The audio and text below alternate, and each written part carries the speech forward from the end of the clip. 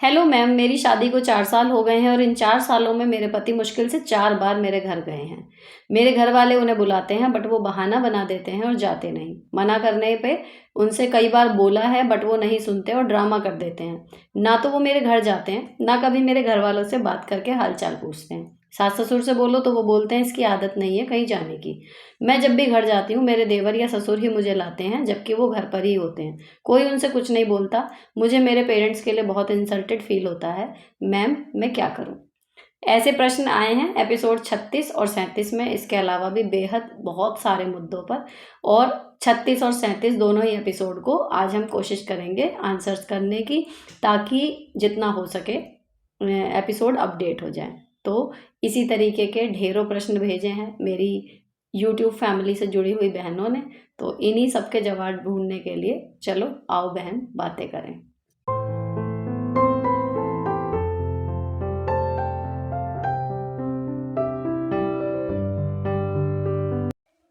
अब इस सवाल का जवाब ये है कि अगर आपके हस्बैंड आपके साथ आपके मैके नहीं जाते, आपको अकेले जाना आना सीखना है, बजाय इसके कि आपके ससुर या देवर आपको लेने जाएं, छोड़ने जाएं। इस प्रॉब्लम का सबसे सटीक और सीधा इलाज ये है, बार बार अपने हस्बैंड से कहोगी, झगड़ा होगा।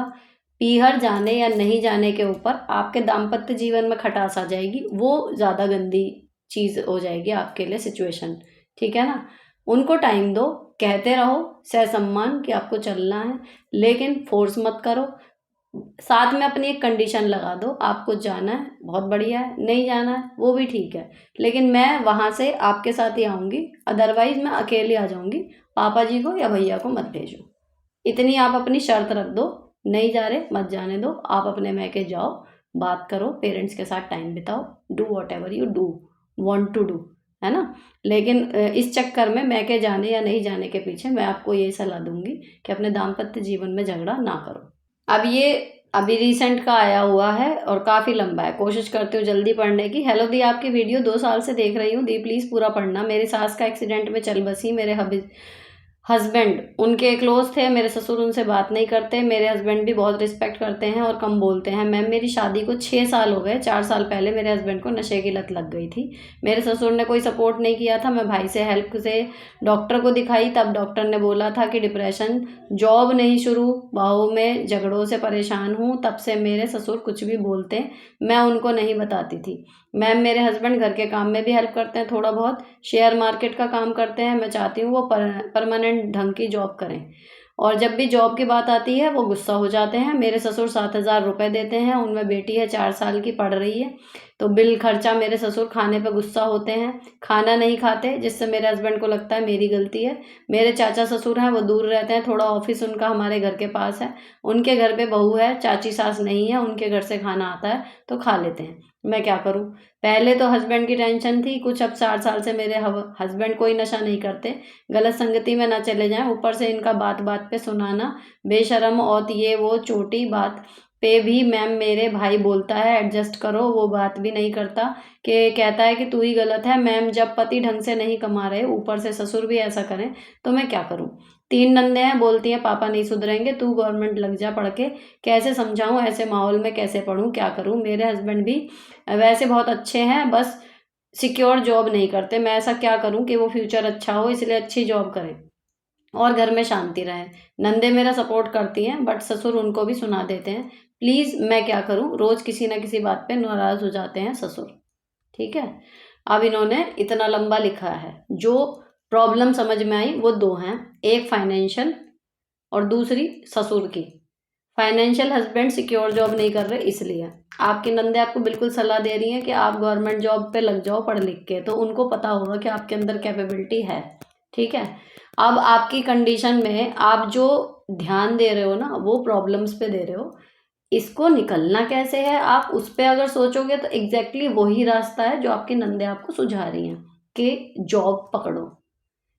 सोच के देखो, अगर आपकी जॉब लग जाती है, आप फाइनेंशियली वहाँ से कमाने लगते हो, तो आपके हस्बैंड जो पार्ट टाइम जॉब कर रहे हैं उसमें भी आपको प्रॉब्लम खत्म हो जाएगी। ऐसा नहीं है कि आपको आपके पति घर में बैठे हुए बुरे लग रहे हैं, आपको दिक्कत यह है कि खर्चा नहीं निकल पा रहा। ठीक है ना? तो वो प्रॉब्लम सॉल्व होगी। दूसरी बात आई ससुर की, तो पिछले एपिसोड में ही बात हुआ था कि पापा जी गुस्सा हो जाएंगे, पापा जी गुस्सा हो जाएंगे। कब तक आप अपने ऊपर जाकर उनको खुश करने की कोशिश करते रहोगे? जिस दिन आपकी बस हो गई या जिस दिन आप असफल हो गए वो काम करने में जो वो चाहते हैं आपसे बार बार कराना, और आप वो नहीं कर सकते रोज में, तो फिर वो उस दिन भी नाराज होंगे, तो वो आज भी नाराज हो गए, इट इज़ ओके। उनके बोलने चालने का, वहाँ खाना नहीं खा रहे यहाँ खा रहे हैं ये वो, उनको छोड़ दो। अपना काम पूरा रखो। आप खाना बनाओ ज़रूर, खा रहे हैं, आपके पास खाना होना चाहिए देने के लिए, तो वो इशू ख़त्म हो जाएगा कि तू किसी काम की नहीं है, कि मैं खाना बना रही हूँ। अब कोई खाए ना तो मैं उसके हाथ, मतलब ऐसा हाथ से पकड़ के मुंह में थोड़ी खिलाऊंगी। ठीक है, खाना आप डेली बनाओ, नहीं खा रहे फेंका जाएगा वो एक अलग चीज़ है, वो भी आपके हस्बैंड देखेंगे, लेकिन 2-4 बार यही होगा कि खाना आप बनाओ, ये नहीं कि खाना नहीं बनाना है। और जॉब पकड़ो। जब आपका ये लूप तोड़ने का रास्ता ही वो है। अब रही बात तीसरी प्रॉब्लम जो आपकी है कि इतने कलेश में कैसे पढूं, तो देखो यहाँ आपका माइंड जो है वो खेल जाएगा। अगर आप सोचोगी झगड़े हो रहे हैं, परेशानी हो रही है, कैसे पढूं, तो सच में नहीं पढ़ पाओगे। लेकिन जब आपको समझ में आएगा कि इन झगड़े परेशानी से निकलने का रास्ता ही ये पढ़ाई है, तो अपने आप मन लगता है कि अगर मुझे इस जंजाल से निकलना है, इस सिचुएशन को ठीक करना है, तो मुझे पढ़ना पड़ेगा। तो फिर आप पढ़ लोगे। ठीक है। नेक्स्ट टाइम मैम, मैं बहुत टाइम से आपके वीडियोस देखती आ रही हूँ, जहाँ आजकल आज के टाइम पे सब यंग वुमन मानती हैं कि अगर वो जॉब करें तो उनको घर का बिल्कुल ही काम नहीं करना चाहिए। वहाँ आपके वीडियोस एक सीख देते हैं कि कैसे हमें सब मैनेज करना चाहिए। लेकिन मुझे कभी कभी लगता है कि अगर हम सब मैनेज ज़िंदगी भर करते रहें तो सबको इस चीज़ की आदत हो जाती है।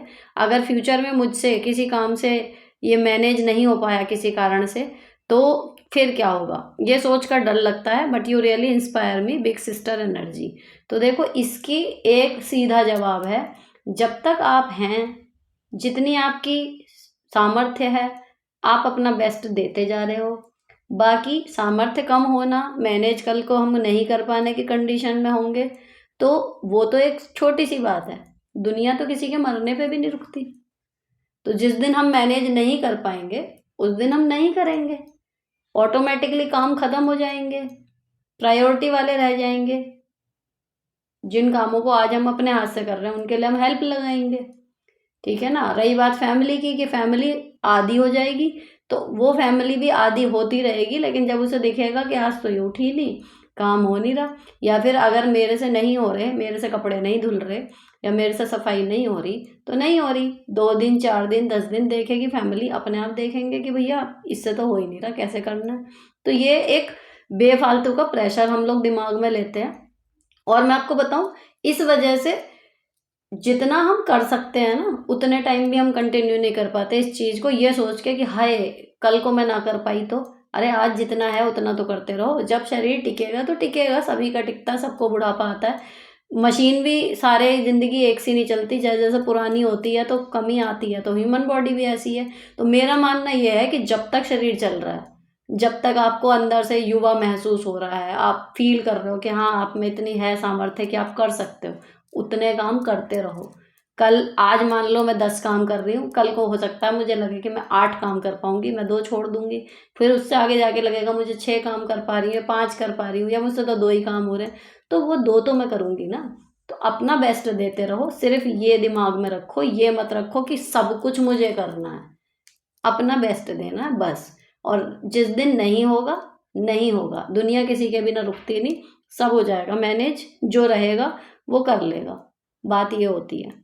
जिन्होंने ये पिछला क्वेश्चन पूछा था, इन्हीं का ही एक और ये कमेंट आया हुआ है कि इन्होंने अपनी शादी से पहले ही बता दिया था हस्बैंड को कि मैं दोनों, मतलब हम मिलके घर की जिम्मेदारियां उठाएंगे, लेकिन फिर भी वही हुआ कि ये करती रहती हैं। अभी इनको प्रॉब्लम नहीं है, लेकिन बहुत ज़्यादा ओवरवेलमिंग हो जाता है, और ये मतलब सबको आदत हो गई है कि ये तो कर ही लेगी। तो देखो, जब आपने शुरू में जब ये कह दिया था ना, तो फिर आपने शुरू में उनसे, फिर आने के बाद जब उन्होंने पहले दिन या दूसरे दिन या जिस दिन भी आपने घर संभाला, उस दिन जब उन्होंने हेल्प नहीं करी, तो आपको उसी दिन टोक देना चाहिए था कि आपसे मैंने पहले ही कहा था ये काम सारा मैं नहीं करूँगी। तो अगर आप उस टाइम पे स्टैंड ले लेती ना, थोड़ा सा होता तो उन्हें तुरंत हो जाता कि हाँ भाई बोला तो था। अब आप करते जा रहे हो इसलिए उनकी आदत पड़ गई, लेकिन कोई बात नहीं, एंड कभी नहीं होता इन चीज़ों का। तो आप कह सकते हो अब भी यही बात कि देखो, आपसे मैंने पहले ही कहा था, और अब मैं इतने दिनों से करती भी आ रही हूँ, लेकिन नहीं हो पा रहा है। तो कर लो, अच्छा लगेगा। इन चीज़ों के पीछे अगर हमारी रिलेशन ही पहले जैसी ना रही, जितना मुझसे होगा मैं करती तो रहूँगी, लेकिन हो सकता है एज अ पत्नी आप मुझे मतलब खो बैठो, जैसी मैं अब हूँ आपके साथ वैसी ना रह पाऊँ, मैं घर ही संभालती रह जाऊँ। तो इस तरीके से आप बात करोगे तो उनको अपनी बात याद आएगी कि उन्होंने क्या वादा किया था और क्या वो भूल गए हैं, तो उन्हें याद दिलाओ, याद आ जाएगा। नेक्स्ट, ये अगेन एक बहुत बड़ा क्वेश्चन है, लेकिन ये काफ़ी कंसिस्टेंट व्यूअर हैं मेरे चैनल की। मैं इस टाइम आपके लेटेस्ट वीडियो से डायरेक्ट यहाँ आई हूँ मैम, इस आस से कि इस बार आपको मेरे बहुत सारे सवालों में से इस सवाल का जवाब आप दे ही दोगे। सो प्लीज़ मैम मुझे पढ़ ज़रूर लेना। मेरा सवाल यह है कि मैम मैं दिल्ली में किराए पे हस्बैंड और 2 बच्चे के साथ रहती हूँ। फैमिली सब गांव में रहती है। मैं 12th पास हूँ 2015 में और हस्बैंड ओनली 10th पास हैं। हस्बैंड एक्सपोर्ट लाइन में काम करते हैं। शादी से पहले मैंने हस्बैंड से आगे पढ़ने जॉब करने की बात की थी, तब वो राज़ी भी थे, लेकिन शादी होते ही उन्होंने अपनी मम्मी की बातों में आके मुझे मना कर दिया। हर तरह से पाबंदी में रखने लगे। 6 महीने बाद मुझे कंसीव हो गया। मैंने अवॉइड कर दिया, सोचा बच्चा हो जाएगा तो 1 साल के लिए मायके जाके कोई कोर्स कर लूँगी। पर मेरा बेटा सिजेरियन से हुआ था, तो मुझे मायके तो गई, पर वहाँ नहीं कर सकी जो सोचा था। 8 महीने मायके में रही, फिर जब वापस आई हस्बैंड के साथ आई। फिर मेरा सारा टाइम घर बच्चे में निकल जाता। मैंने सोचा है बड़ा हो जाएगा तब कुछ तो पक्का करूँगी। फिर मैंने कोचिंग ज्वाइन कर ली, लेकिन क्योंकि हस्बैंड नहीं चाहते मैं कुछ करूँ, इसलिए ज्वाइनिंग के 3 महीने बाद ही मुझे फिर से प्रेगनेंसी कन्फर्म हो गई। मैं कोचिंग छोड़ दी और मुझे मार्च 2024 में बेटी हुई, वो भी CS से हुई, सिजेरियन। अब इस टाइम मैं 6+ साल के बेटे और 11 महीने की बेटी के साथ घर में रहती हूँ। सारा दिन घर का काम, बच्चों, खाना पीना, इन सब में चला जाता है। मेरे काम पेंडिंग रहते हैं हमेशा। इतने काम मेरे छूटे पड़े हैं कि मैं बता नहीं सकती। सिलाई करती हूँ तो मेरे बहुत सारे कपड़े 3-3 साल पुराने कटिंग किए हुए पड़े हैं। मुझे बिल्कुल भी टाइम नहीं मिलता। मैं अलोन कुछ नहीं, अपने लिए कुछ भी नहीं कर पाई हूँ। इस बात का अफसोस मुझे इतना है कि मैं रोज़ तिल-तिल मर रही हूँ। मेरी पढ़ाई लिखाई, सारे सपने, सब ख्वाहिशें टूट गई। आज मैं 10-10 रुपए के लिए हस्बैंड पर ही डिपेंड हूँ। मेरे हस्बैंड ने लिटरली मुझे काम वाली बना दिया है। वो बस मुझसे खाने का बेड टाइम का मतलब रखते हैं। उनको खाना और मैं समय से चाहिए। उनकी 8 बजे की ड्यूटी होती है और बेटा भी 8 बजे स्कूल जाता है और सुबह 5-6 बजे ही हल्ला मचाने लग जाते हैं। रोटी बना दे, चाय बना दे, खाना जल्दी बना दे। मैं किराए पे एक बहुत छोटे से घर में रहती हूँ। कमरे की 4 दीवारी में ही मेरा सारा जीवन सिमट गया। मैं अपने लिए कुछ नहीं कर पा रही हूँ। सोचती हूँ आगे स्टडी करूँ, फिर याद आता है कोई सपोर्ट करने वाला नहीं है। मैं अकेले घर बच्चा पढ़ाई नहीं कैरी कर सकती हूँ।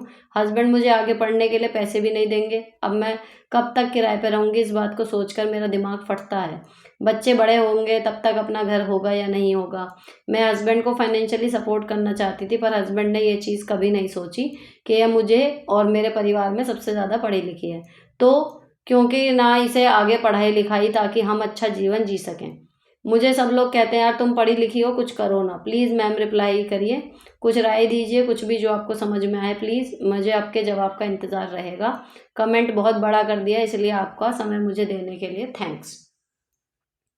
देखो, ऐसी कंडीशन बहुत सारी औरतों के साथ है, आपके अकेले के साथ नहीं है, और ये बड़ी ही दुखद है। ऐसे बंध जाते हैं हम हर तरीके से कि नहीं समझ में आता कि अब क्या करें, और चाह के भी निकल नहीं पाते इस मकड़ जाल से। कुछ निकल पाती हैं जो बहुत ज़्यादा कोशिश कर लेती हैं, लेकिन कुछ तो ऐसी हैं कि वो अपनी आखिरी सांस तक उसी पिंजड़े में रहती हैं। अब इसमें क्या होता है ना, हस्बैंड को क्या लगता है, ऐसी औरतें होती हैं जिनको हाउसवाइफ बनना ही पसंद होता है। उनको पसंद है कि बस मैं घर में रहूँ, मेरा पति कमाए और घर बच्चे अपना ये नहीं मैनेज करने में वो खुश रहती हैं, लिटरली खुश रहती हैं। उनको कोई शिकायत नहीं होती उस लाइफ से। तो ऐसी औरतें भी होती हैं, और कुछ औरतें ऐसी होती हैं जिन्हें घर में रहना लगता है कि मेरी पढ़ाई लिखाई ख़राब हो गई, उनको बाहर जाना है। चाहे वो कम पढ़ी हुई हों, चाहे वो बहुत ज़्यादा पढ़ी हुई हों, या वो बिल्कुल भी ना पढ़ी हुई हों। कुछ औरतों का मानना होता है कि नहीं, बाहर जाके मुझे पैसे कमाने हैं तभी मेरा वो होगा। तो अब क्लैशेज़ वहाँ होते हैं जब औरत वो वाली है कि भाई मुझे बाहर जाना है, और आदमी को चाहिए कि वो पक्की हाउसवाइफ हो, घर में ही रहे, सब कुछ करे। तो यहाँ पे जो क्लैशेज़ होते हैं ना, ये हर मतलब कहना चाहिए मुझे लगता है 10 में से 5 के साथ हो ही जाती है ये चीज़, कि लड़की को बाहर जाने का मन होता है लेकिन वो फिर ज़िम्मेदारियों फँस जाती है। अब आपकी कंडीशन में देखो, फ़िलहाल ही जो प्रैक्टिकल बात करें, अभी आपकी लड़की है छोटी, 11 महीने की, ठीक? तो अभी आप घर पे रह के कुछ पढ़ना-वढ़ना जो है वो कर सकते हो, लेकिन जब पैसे 1 भी रुपया नहीं मिल रहा, तो फिर आप कैसे पढ़ोगे? तो एक तो आपको अपने हस्बैंड को कन्विंस करना ही पड़ेगा, या फिर आपके पढ़ाई वढ़ाई के खर्चा थोड़ा बहुत अगर आपके पीयर वाले सपोर्ट कर दें तो बस उन्हें परमिशन ही देनी है, वो वाली चीज़ है। और दूसरी चीज़, आप इंटर पास हो तो इतनी जल्दी आपको अच्छी नौकरी ऐसा लग रहा है कि मिल जाएगी, लेकिन इतना भी आसान नहीं होता। अच्छी अर्निंग होती हो जिस नौकरी में, वो उसके लिए क्वालिफ़िकेशन भी ज़्यादा चाहिए होती हैं, तो वो आपके पास नहीं है, तो वो भी एक आपके लिए टास्क है। तो इंटर करते ही जो शादी कर ली, पहली गड़बड़ तो यही हो गई है। लेकिन ठीक है, अब आपको जहाँ से शुरू करना है वो वही है कि पहले तो थोड़ा-सा पैसों का इंतज़ाम करो कि पैसे आएँगे कहाँ से। उसमें या तो हस्बैंड दे, या फिर आपका ये है कि भई मैके वाले दें, या फिर जैसे आप कह रहे हो सिलाई, तो अगर आप प्रोफ़ेशनल करते हो तो उससे थोड़ा बहुत अर्न कर सकते हो। लेकिन बच्चे अभी आपके छोटे हैं, अभी आप बाहर निकलने का तो नहीं सोच पाओगे विदाउट फैमिली सपोर्ट के। तो थोड़ा-थोड़ा उन्हें कन्विंस करते रहो, थोड़ा-थोड़ा अपने पैसे जोड़ना शुरू करो, चाहे अपने या घर से जो मिलते हों कैसे भी करके। और फिर उसके बाद देखो ध्यान से कि आपकी क्वालिफ़िकेशन के हिसाब से एग्ज़ैक्टली आप कर क्या सकते हो। और जब आपको साफ नज़र आएगा कि मुझे इस जॉब की तैयारी करनी है, तब आप उस जॉब की तैयारी करना शुरू करो। अगर कोचिंग नहीं मिलता, आजकल फ़ोन में सारी चीज़ें उपलब्ध हैं, जहाँ चाहा वहाँ रहा। तो आप घर में ही तैयारी करो और फिर कोशिश करो। अगर आपका कहीं पर भी किसी चीज़ में एग्ज़ाम क्रैक हो जाता है, नंबर आ जाता है, कुछ पॉज़िटिव खबर सी मिलती है, तो आपके हस्बैंड फिर सोचेंगे कि हाँ, ये कर सकती है। दूसरी प्रॉब्लम क्या है, हो सकता है वो कम पढ़े लिखे हैं आपसे, उनको इन्फीरियरिटी वाली चीज़ हो। अगर वो है तो वो नहीं निकलने की, फिर वो आपको नहीं जाने देंगे। आप चाहे कितना भी उन्हें परफ़ॉर्म करके दिखा देना, तब उनको यही लगेगा कि ये आगे मेरे से और बढ़ जाएगी, तो वो नहीं जाने देंगे। तो ऐसी कंडीशन में किसी न किसी एक को अपनी ज़िद छोड़नी पड़ेगी, कि या तो आपको अपनी नियति से समझौता करना सीखना होगा कि भई जो है जैसा है यही है, या फिर आपके हस्बैंड को कहीं न कहीं कन्विंस होना पड़ेगा। अगर वो हीन भावना से ग्रस्त नहीं है तो वो मान जाएँगे धीरे-धीरे। प्लीज़ एक क्वेश्चन मेरा लीजिएगा मैम, एक टीचिंग जॉब में एनर्जी और गला खराब ना हो, इस प्रॉब्लम को कैसे डील करूँ? आप प्रैक्टिकल वे में कैसे डील करते हो? देखो, मुझे 22 साल हो गए इसमें पढ़ाते हुए, प्राइमरी सेक्शन में, और उससे 1.5 साल के करीब, 2.5 साल के करीब मैंने प्राइवेट में पढ़ाया था, क्योंकि जब मैं ग्रेजुएशन का फर्स्ट ईयर ही था, मैं उसके बाद से ही पढ़ाने लग गई थी। तो फिर मेरी ग्रेजुएशन कंप्लीट हुई एंड जस्ट उसके बाद ही फिर जॉब। तो इसमें जो चिल्लाने का वो है ना स्टैमिना, टीचिंग जॉब में, एक तो वो धीरे-धीरे डेवलप हो जाता है, और दूसरा, कोशिश करो कि चिल्लाओ ना। जब भी शोर मचता है ना, तो डस्टर बजा दिया या कोई और चीज़ टैप कर दी, उससे तेज़ आवाज़ निकली, जब बच्चे आपकी तरफ देखने लगे तब बोलो। दूसरी चीज़, किसी बच्चे को कुछ कहना, अपनी सीट पे से जाके वहाँ मत चिल्लाओ, या तो आप उठ के उसके पास चले जाओ, या उसे उठा के यहाँ बुला लो। और फिर भी जिनके गले में, मेरे साथ की जो टीचर्स हैं जिनमें प्रॉब्लम होती है, तो उन लोगों ने तो बेचारियों ने माइक ले रखा है, और वो माइक पे बोलते हैं, क्योंकि हमारे यहाँ तो भाई एक टीचर, और साथ में मतलब एक-एक टीचर के ऊपर कई बार 100 से ऊपर भी बच्चा होता है, और वो भी अलग-अलग क्लास का। हर जगह की नहीं है, लेकिन कई जगह ऐसी भी कंडीशन हो जाती है। तो वो, जब वो 100 बच्चे एक साथ चिल्ला रहे होंगे और हम एक, तो कितना करेंगे? तो माइक की ज़रूरत होती है ना? तो ये है। और दूसरी चीज़, मैंने सुना है, मैंने ट्राई किया था, मुझे कुछ ख़ास ऐसा लगा नहीं, लेकिन अगर आप मुलेठी अपने पानी में थोड़ा, जैसे डिफ्यूज़्ड पानी पीते हैं ना, तो मुलेठी इस चीज़ में बहुत काम करती है। कि जब मेरे गले में दर्द होता है, मतलब कभी ऐसा हुआ कि मैं बहुत चिल्ला ली, सपोज़ करो जैसे स्पोर्ट्स डे मना रहे हैं, चिल्ड्रंस डे मना रहे हैं, जब बच्चों को एक्टिविटी करा रहे हैं, तब उनको कैसे कहोगे कि चुप रहो, और उनसे तेज़ आवाज़ आपको निकालनी है, तो अक्सर गले में दर्द उस दिन हो जाता है। तो मुलेठी को थोड़ा-सा ऐसे चबा लिया, या फिर आप डेली में अगर पी सको, तो अपनी पानी की बोतल में मुलेठी का एक टुकड़ा डाल लिया, वो डिफ्यूज़ होता रहेगा, और तब उसको फिर पिया। उससे बहुत फ़र्क पड़ जाता है। बाकी वही है, चिल्लाने से ही गला ख़राब होता है, तो कोशिश करो जितना हो सके चिल्लाना ना पड़े। नेक्स्ट है, प्लीज़ हेल्प मी, आप बताओ कि बच्चों को एक दूसरे से पेन में बॉन्डिंग और एक दूसरे की केयर करना कैसे सिखाएं?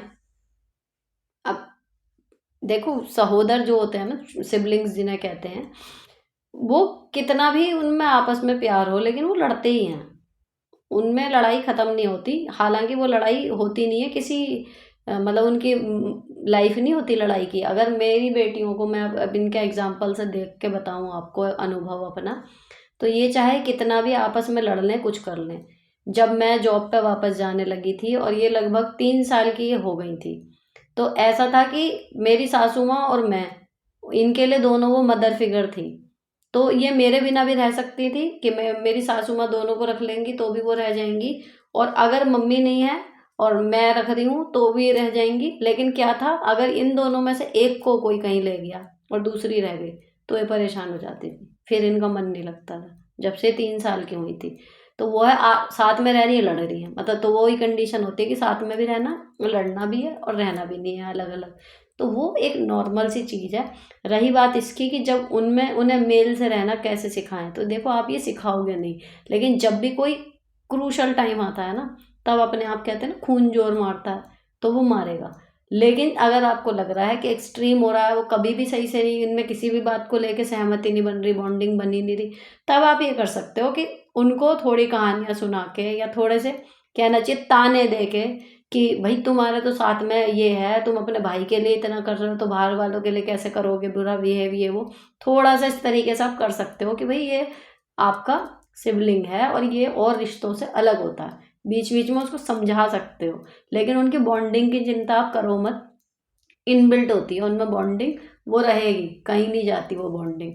बड़े होके भी बात खराब होती है, प्यार फिर भी रहता है, बातें खराब होती हैं घर के काम के मुद्दे पे, कमाई पे, प्रॉपर्टी पे, इन चीज़ों पे।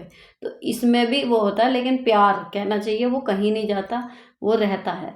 तो आपको उसके लिए कुछ अलग से करने की ज़रूरत नहीं है, वो इनबिल्ट है।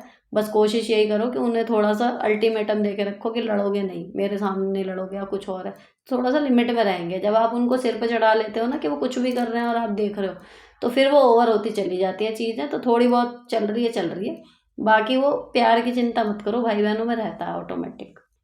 दीदी मेरे पापा कुछ दिन पहले डाई कर गए हैं सड़क दुर्घटना में। मेरे ससुराल वाले न तो खुद मदद करते हैं और ना ही मुझे वहाँ करने देते हैं। मम्मी बीमार रहती हैं, बहन भी बीमार रहती है, क्या करें? भैया थोड़ा स्ट्रिक्टली कहो। अगर आपके घर में और कोई करने वाला नहीं है, आप ही हो, तो स्ट्रिक्टली कहना पड़ेगा। और ये चीज़ तो शादी के टाइम पे ही पता होती है कि भाई अगर भाई नहीं है तो कल को अगर माता पिता में से किसी को कुछ हो जाता है या बहन अकेले रह जाती है तो ऑब्वियसली जिम्मेदारी बनती है। तो बात करो, ऐसे क्या कि करने नहीं देते तो कौन करेगा, उनसे ये पूछो ना सीधे कि कौन करेगा, फिर ध्यान उनका रखेगा कौन? आपने तो कह दिया, तो शादी करके ले आए हो, तो ये थोड़ी है कि पिछले रिश्ते सारे ख़त्म ही कर दूंगी मैं। एटलीस्ट राजी में जाए ना जाए आदमी, लेकिन परेशानी में तो जाना ही पड़ेगा। अब इसमें देखो आखिरी क्वेश्चन ये 36 का है, उसके बाद 37 के शुरू करेंगे। मैंने उसमें कहा था कि बच्चे जब टीवी देखते हैं तो उसमें स्विच बंद कर दिया करो, सीधे पूछते क्यों हो? तो उसमें एक क्वेश्चन का आंसर ये आया कि स्विच बंद करते हैं तो पति जो है वो बच्चों से ज़्यादा वो कहने लगते हैं हर चीज़ को, और वो चिल्लाने लगते हैं, वो मांगने लगते हैं, बच्चों को फ़ोन दे देते हैं। फिर बच्चा, उनका बाप का फ़ोन नहीं मिल रहा तो फिर वो बाबा का फ़ोन ले लेता है, कमरे में बैठ के पढ़ाई करेगा, कहेगा सब सोच रहे हैं पढ़ाई कर रहा है, वो चलाता फ़ोन है और कामों के लिए। अब ये कहती है मेरे सामने पढ़, तो वो कहता है प्रवचन दोगे। ठीक है, अब उस बच्चे के साथ ये क्या करना है ये जानना चाह रही हैं। तो सिंपल है, जैसे आप स्ट्रिक्ट रह रही हो रहती रहो। पापा उसके ध्यान नहीं दे रहे, लेकिन उसके चक्कर में अगर आप भी नहीं दोगे तो फिर सोचो बच्चे का क्या होएगा। अब आपका बच्चे के साथ क्या आ रही है कि आप प्रवचन देती हो, उसको प्रॉमिस करो कि ठीक है मैं बिल्कुल नहीं बोलूँगी, चुप बैठूंगी, लेकिन तू कर मेरे सामने जो भी पढ़ रहा है, अकेले फ़ोन नहीं चलाएगा। और थोड़ी भी अगर आपकी चलती हो घर में, तो आप ये बात कह सकती हो कि भाई आपको देखना है, देखो दोनों बड़े लोगों को, इसको पढ़ाई करनी है, इसे बख्श दो, ये कैसे पढ़ेगा क्या करेगा, कुछ तो इसको सोच के चलो। एक बार दो टूक आप मना करके देखो, अगर थोड़ी सी भी आपके घर में है वैल्यू तो उस चीज़ को भी कंसिडर किया जाएगा। बाकी बच्चे का यह है कि तुम बोलोगी तो मत बोलूँगी, बैठ मेरे सामने और पढ़।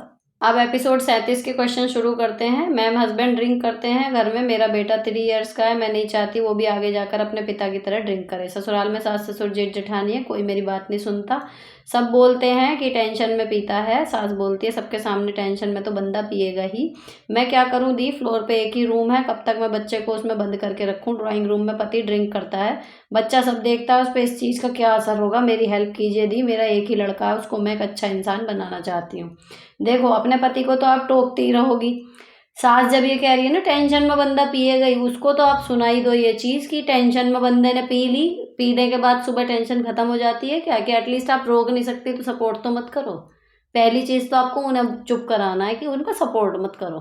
वो चीज़ ज़्यादा। और दूसरी चीज़ जो आपको अपने बेटे की चिंता है कि वो ऐसे बन जाएगा, उसकी चिंता आप बिल्कुल मत करो।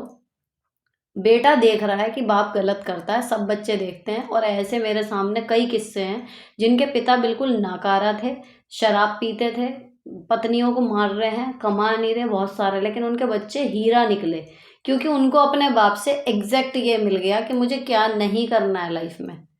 तो ईश्वर पे भरोसा रखो, केवल वो उनका बेटा नहीं है, आपका भी बेटा है, आपके भी गुण आएंगे। एक तो अपने पति की बुराई मत करना उनके सामने, वो खुद देखेगा, बच्चे सब खुद देखते हैं, समझ जाते हैं, ठीक है।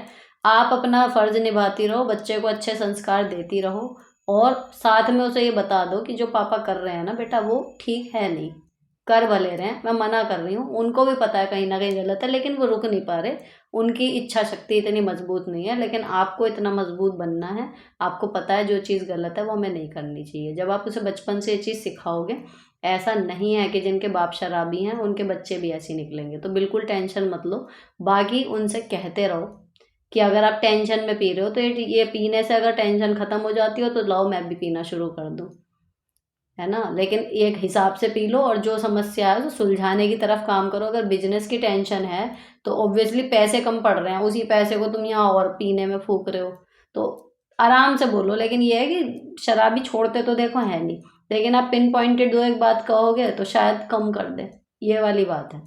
नेक्स्ट दीदी, मेरा बेटा 2 साल का होने वाला है, उसको कोई रूटीन नहीं बन पा रहा है। मैं घर का काम करके बैठ जाती हूँ और वह टीवी देखता है, टीवी में तो फ़ोन मांगता है। कैसे उसका कुछ रूटीन ऐसा कुछ बनाऊँ कि उसे टीवी और फ़ोन की कमी महसूस ना हो, उसका टीवी और फ़ोन छूट जाए, कुछ ऐसा रूटीन बताइएगा। बेटी 8 साल की है, वो स्कूल चली जाती है तो पीछे मैं और मेरा बेटा ही घर में रह जाते हैं।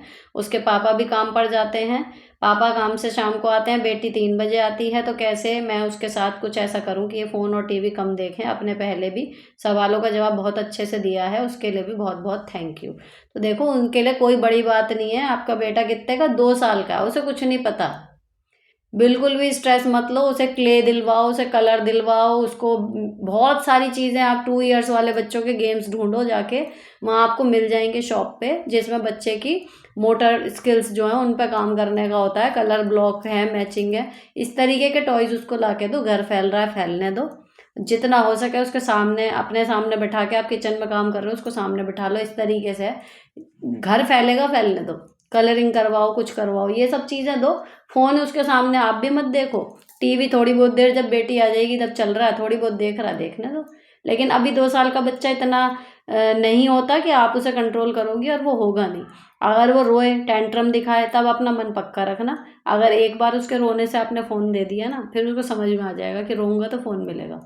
तो यहाँ मजबूत रहना। बाकी उसको चीज़ें ला के दो कि जिसमें वो टाइम बिता सके। वो खिलौने, क्ले, यही सब चीज़ें होती हैं। बर्तन सेग्रीगेट करने को दे दो, सब्जियां छांटने को दे दो, बहुत सारे काम होते हैं। मैं तो किसी में भी लगा देती थी इन्हें।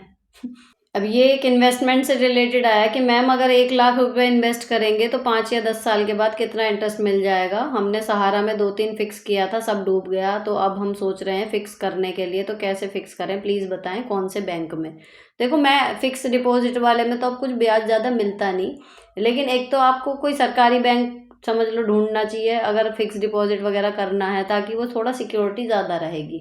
दूसरी चीज़ क्या है कि SIP का अगर मैं बात करूँ तो देखो, गारंटी कुछ नहीं होती उसमें कि मैं कहूँ लिखित में गारंटी दे रहे हैं। वो कहते हैं कि सब्जेक्ट टू मार्केट रिस्क, लेकिन कभी सुना है कि वो जीरो पे आ गया हो? स्टॉक मार्केट नीचे ऊपर चलता रहता है। तो ऑन एन एवरेज जो एक हम उम्मीद करते हैं वो लगभग 12% की करके चलते हैं इन लॉन्ग टर्म, ठीक है ना। तो 5 या 10 साल भी नहीं, SIP के लिए तो मैं आपको सलाह दूंगी कि 15 से 20 साल का आप मान के चलो, और उतना पैसा डालो जिसे आप डाल के भूल सकते हो। तो गारंटीड पैसा वो बढ़ेगा ही बढ़ेगा, क्योंकि महंगाई, पैसे की वैल्यू, और जो स्टॉक एक्सचेंज का जो वो चलता है ग्राफ, वो 15-20 साल तक वो नीचे नहीं जाएगा, वो बढ़ेगा ही बढ़ेगा। ऐसी कोई चीज़ नहीं है जैसे 15-20 सालों में भी रेट नहीं बढ़ते, बढ़ते ही बढ़ते हैं हर चीज़ के, तो उसके भी बढ़ेंगे। तो ऑन एन एवरेज मतलब 12% मान के चलते हैं।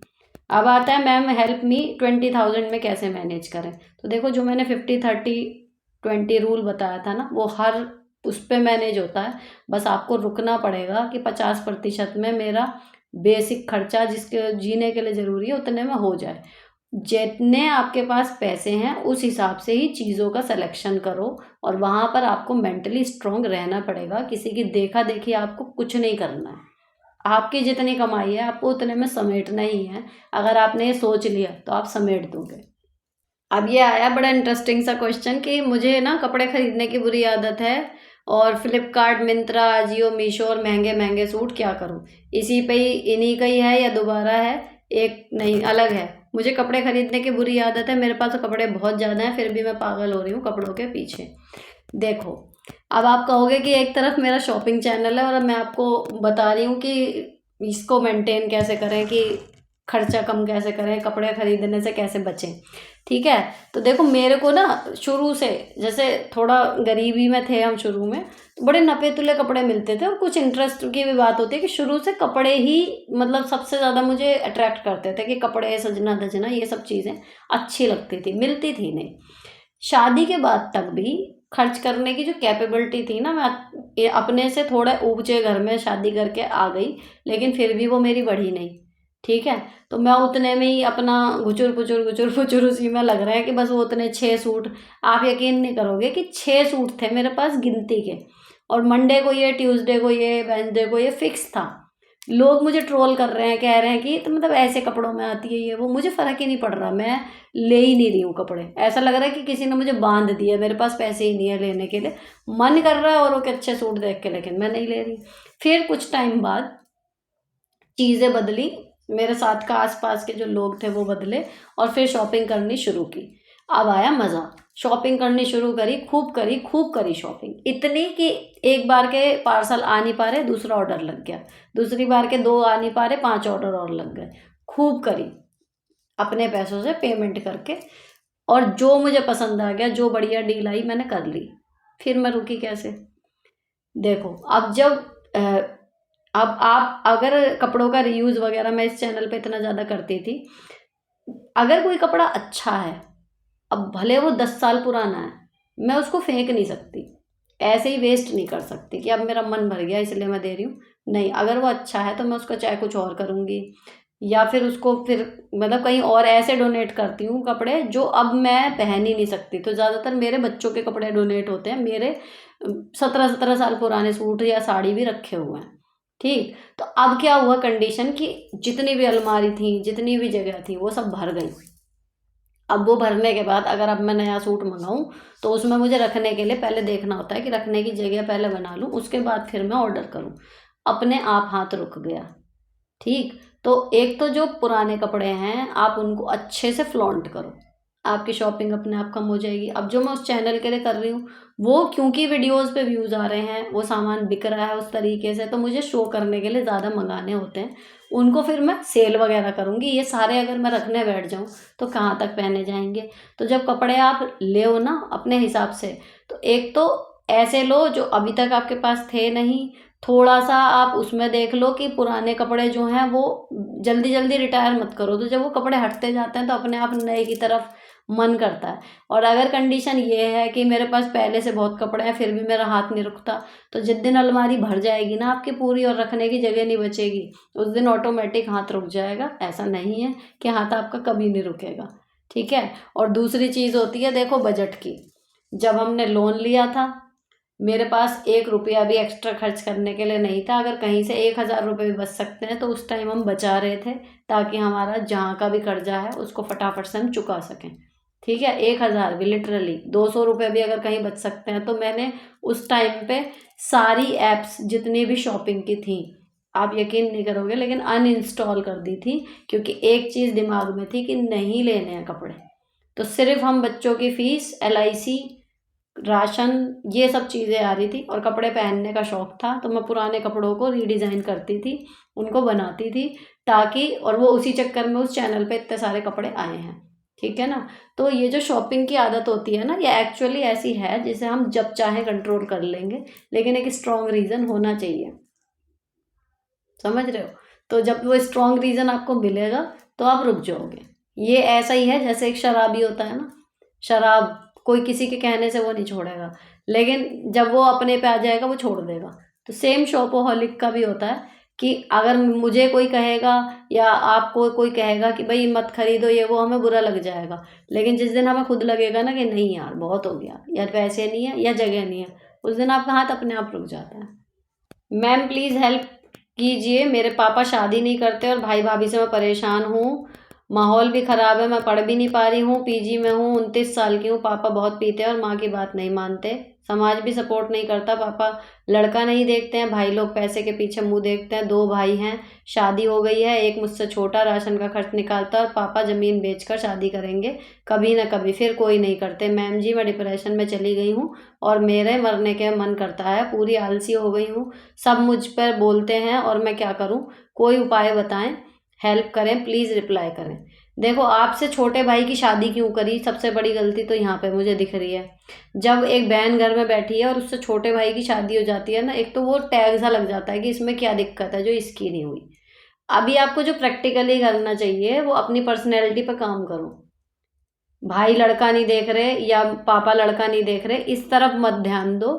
अपनी पर्सनैलिटी पे काम करो, इतने सुंदर बनो, इतने काबिल बनो कि खुद से रिश्ते आए आपके लिए कि भाई वो लड़की इतनी बढ़िया है, इतनी काबिल है, इतना काम करती है, इतनी अच्छी है, ये क्या हुआ है उसने। अपनी पर्सनैलिटी ऐसी बनाओ कि रिश्ते खुद आएँ आपके घर। और जब आप इतने बढ़िया वाली पर्सनैलिटी अपनी बना लोगे ना, तो जो ये कह रहे हैं कि पैसे का मुंह देखते हैं, ज़मीन बेच के शादी करेंगे, आपको कोई मुंह से मांग के ले जाएगा। क्योंकि हर लड़के वाले को पैसा ही नहीं चाहिए होता। कई लड़के वाले ऐसे होते हैं वो गुणों पे मरते हैं लड़की के कि भाई इतनी गुणवान लड़की है। तो अपनी पर्सनैलिटी पे काम करो, मेरी आपको सलाह ये है। इतने बढ़िया बनो कि रिश्ते खुद आएँ। ये है, मुझे मेरे हस्बैंड सारे खर्चे अच्छे से मैनेज करते हैं, बच्चों की पढ़ाई के लिए भी पैसे जोड़ रहे हैं, घर का भी हम बहुत देख के खर्च करते हैं, लेकिन वो मुझे बिल्कुल भी पैसे नहीं देते, ना कपड़ों के लिए ना बाकी किसी खर्चे के लिए। छोटे मोटे खर्च तो मैं खुद कर लेती हूँ, बट कुछ अच्छा लेना हो तो मन मारना पड़ता है। तो मन केवल आप नहीं मार रही, मुझे जो समझ में आ रहा है वो आपके हस्बैंड भी अपना मन मार रहे हैं और अपने बच्चों के लिए पैसे जोड़ रहे हैं। तो मुझे लगता है आपको उन्हें सपोर्ट करना चाहिए बजाय परेशान होने के। लेकिन हाँ, अगर वो अपने ऊपर पूरा खर्च कर रहे हैं, आपको नहीं दे रहे, तब आप कह सकती हो उनसे कि भाई आपके भी तो हो रहे हैं तो मुझे भी दो। ये बात है।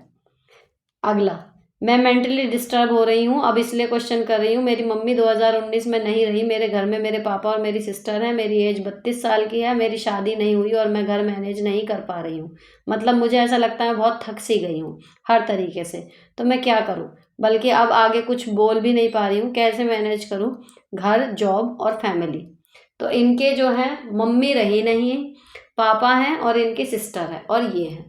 अब तुम 3 हो, लेकिन 32 साल के हो गए हो, इसलिए एक शादी की एज होती है, जॉब, घर, बिना शादी के वो सारी जिम्मेदारियां निभाना, इसलिए थोड़ी सी फ्रस्ट्रेशन हो जाती है और कुछ नहीं है। तो आपको मेरे ख्याल से शादी कर लेनी चाहिए। अगर पापा नहीं देख रहे तो आप अपने आप कहीं देख लीजिए लड़का। तो जब शादी हो जाएगी धीरे धीरे लाइफ ट्रैक पे आ जाएगी। ये सिर्फ एक टेम्परेरी फेज है, होता है जब हम जो करना है सब कुछ कर चुके, नाउ नेक्स्ट इज शादी बची है, तो वो क्यों नहीं हो रही। जैसे अभी पिछले वाले में आया था ना, तो आप जॉब पर हैं, सब कुछ है, तो मेरी सलाह आपको यही है कि फटाफट से शादी कर लीजिए। और अगर ये आप हेयर स्टाइल, और इसको मैं हल्दी से आई हूँ कुंडल मैंने निकाल दिए हल्दी वाले, ये पसंद आ रहा हो तो ये जो है ये एक्चुअली फ्रिल है जिसको आप चोटी के साथ लगा के इस तरीके की चोटी क्रिएट कर सकते हैं। ठीक है, बहुत आसानी से लग जाती है, मैंने पहले भी दिखाई थी जस्टिफाई और ब्लेसिंग्स वाले चैनल पर।